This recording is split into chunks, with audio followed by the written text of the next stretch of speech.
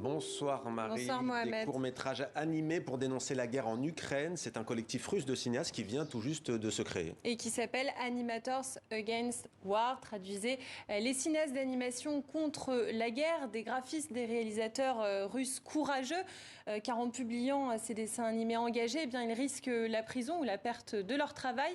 Des courts-métrages aussi pour lutter contre la désinformation en Russie, où les mots attaque ou invasion sont bannis des journaux, Mohamed. Et la mobilisation continue en France, Marie, pour soutenir la scène artistique ukrainienne, avec demain au théâtre Chaillot une veillée. Oui, à l'initiative de Stanislas Nordet et Lucie Berelovitch, qui sont tous deux directeurs de théâtre en France.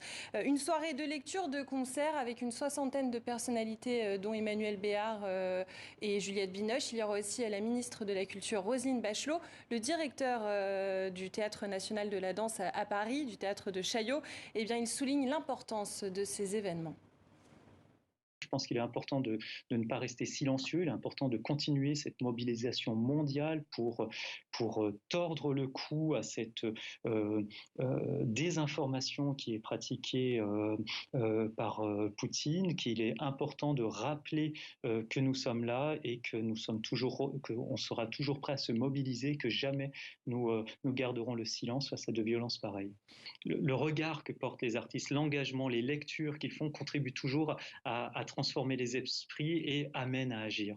Donc oui, bien sûr que les artistes, tous les artistes, toutes les artistes qui vont se mobiliser agissent. Alors bien sûr que ça n'arrête pas un char directement, mais en tout cas ça peut continuer de sensibiliser, de mobiliser pour que chacun à son endroit puisse encore plus largement, s'il le faut, prendre conscience du phénomène et s'impliquer et réagir face à cette agression.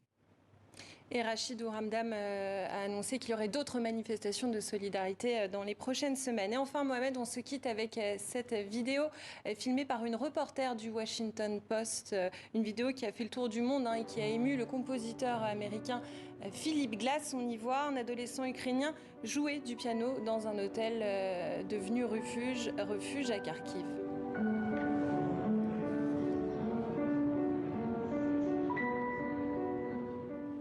Très belles images. Merci.